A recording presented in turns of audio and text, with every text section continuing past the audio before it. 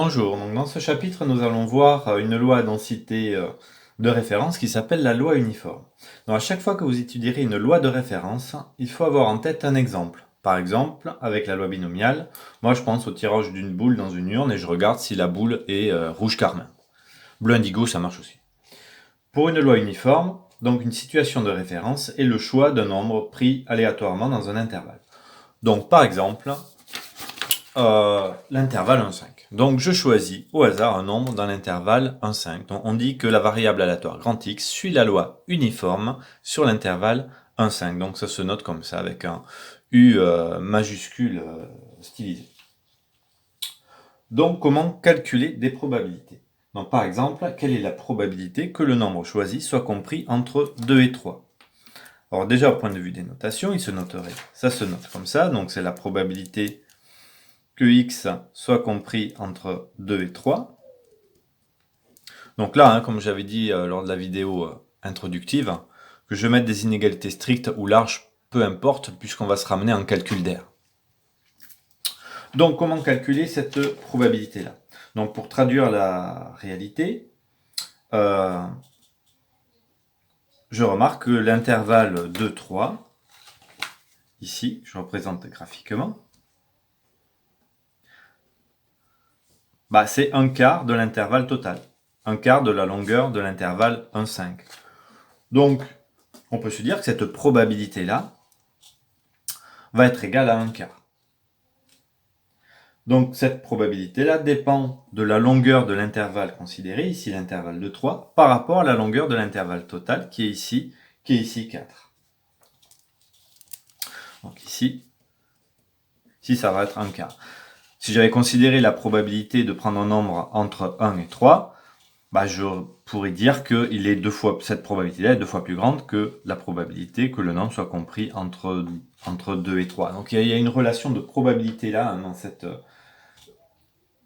de proportionnalité, pardon. Il y a une relation de proportionnalité dans ces probabilités-là. Donc maintenant, comment trouver une fonction de densité associée à ma variable aléatoire grand X? Donc il faut trouver une courbe dont l'aire du domaine qu'elle définit rend compte des probabilités. Alors étant donné que les probabilités que x appartiennent à des intervalles de même longueur sont égales, cette fonction-là va être constante. Donc comment trouver la valeur de cette constante? Donc déjà, je représente graphiquement cette fonction de densité, qui est une constante. Donc la représentation graphique, c'est une droite parallèle à l'axe des abscisses. Et le tout, c'est de trouver, évidemment, cette constante. Alors n'oublions pas que l'aire totale doit être égale à 1, puisque c'est la probabilité que x appartienne à l'intervalle 1,5. Donc étant donné que l'aire doit être égale à 1 et que ici ce domaine est un rectangle, quand je fais le produit des dimensions doit être égal à 1, donc une première dimension c'est égal à 4, la longueur de cet intervalle, donc 4 fois la valeur que je cherche c'est égal à 1, donc ici ça sera un quart.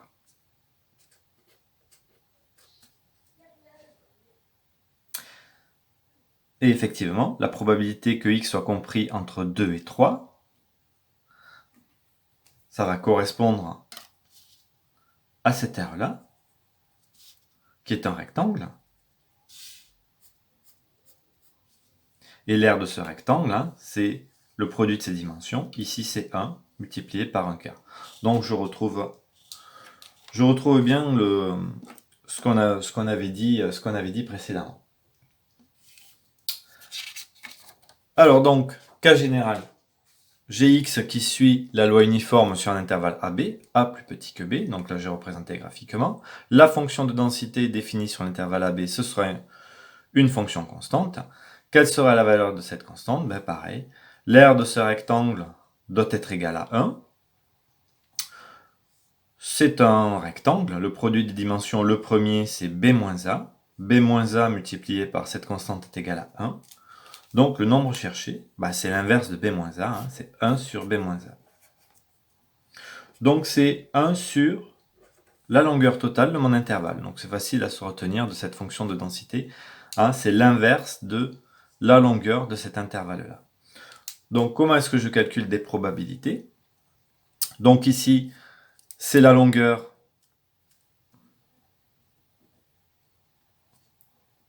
de cet intervalle divisé par la longueur de l'intervalle AB. Ça fait ici D-C sur B-A. Donc ça, c'est ce qu'on avait dit.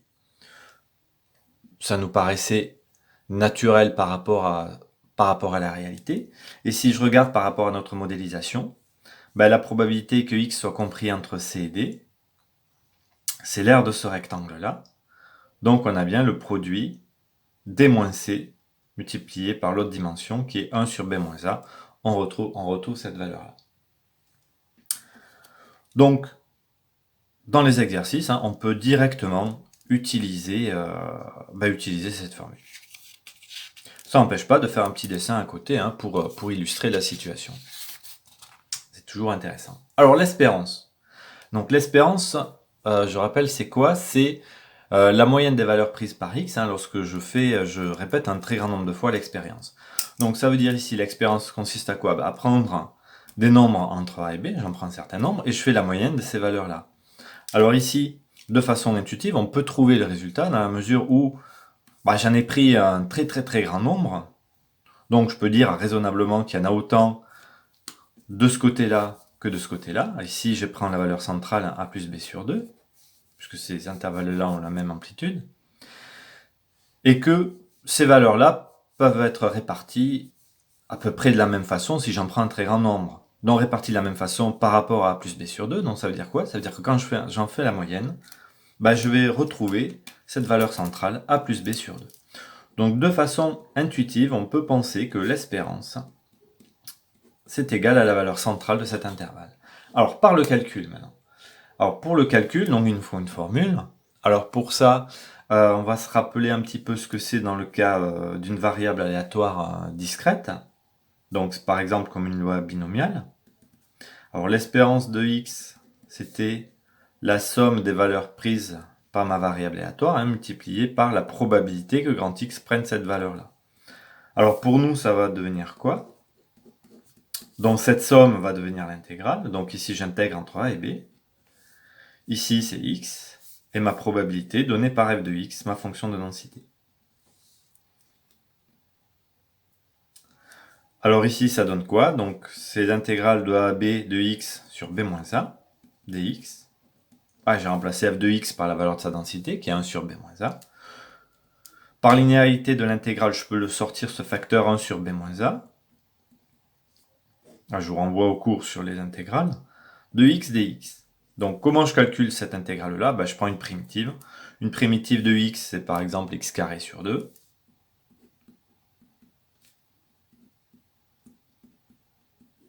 Donc, très b. Donc ça vous fait donc b au carré sur 2 moins a au carré sur 2. Donc ce qui fait b au carré moins a au carré sur 2 facteurs de b moins a.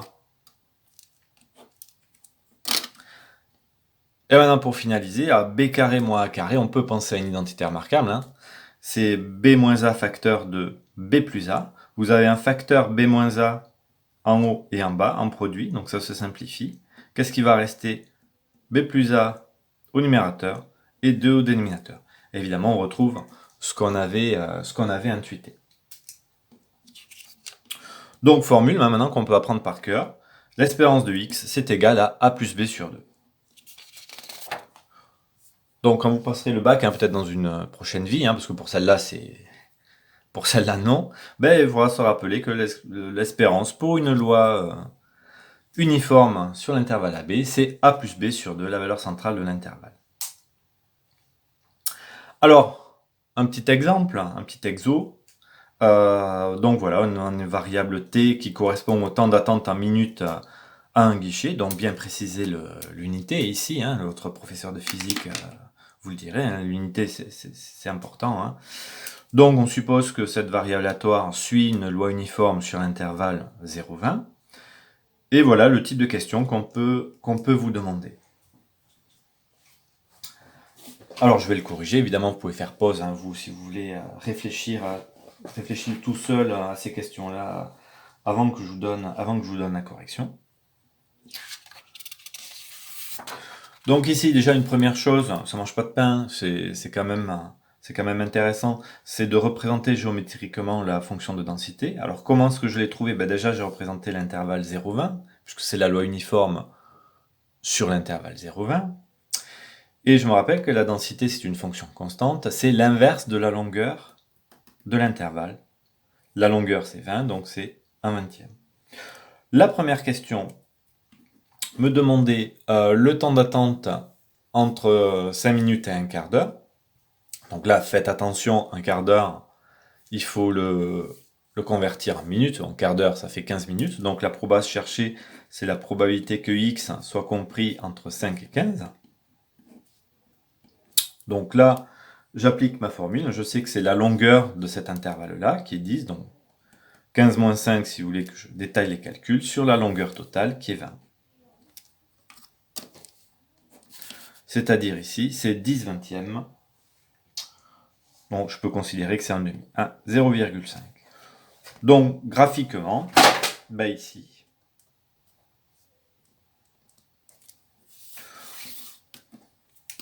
donc ici, c'est l'air sous la courbe de la densité sur cet intervalle, dont je me retrouve avec un rectangle. L'air, c'est toujours longueur fois largeur. C'est bien cette dimension-là, la longueur de cet intervalle qui est 10 multiplié par 1/20.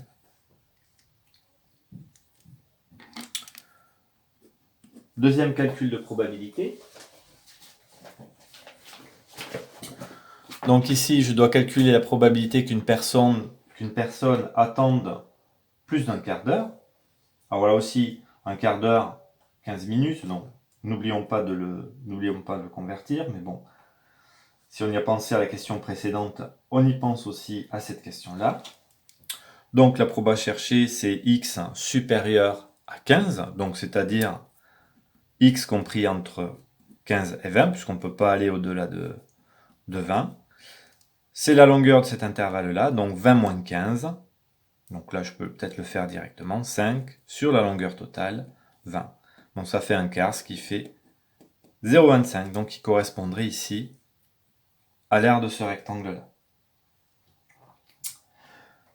Bon, là, j'ai pas mis de phrase réponse, mais vous, évidemment, vous êtes des gens polis, donc vous le ferez si jamais ce serait à rendre. Petit 3, le temps d'attente moyen que peut espérer une personne. Donc là, vous avez compris, c'est un calcul d'espérance. Je dois calculer l'espérance de ma variable. D'ailleurs, je viens de réaliser que par habitude, j'ai noté x, mais ici, il faut faire attention à l'énoncé. Ma variable aléatoire, c'est t. Voilà, c'est du direct, c'est pas grave. Donc l'espérance de t, c'est la valeur centrale de mon intervalle. Donc, je vais bien le marquer, voir que je connais mon cours. Je vais même tirer les traits à la règle. C'est quand même plus joli. Sur 2, ce qui fait 10. Donc, l'unité, c'est des minutes. Ici, l'espérance, c'est une minute. C'est en minutes. Donc, ça veut dire qu'un client peut espérer, entre guillemets, attendre en moyenne 10 minutes à ce guichet-là. Donc, voilà pour la loi uniforme.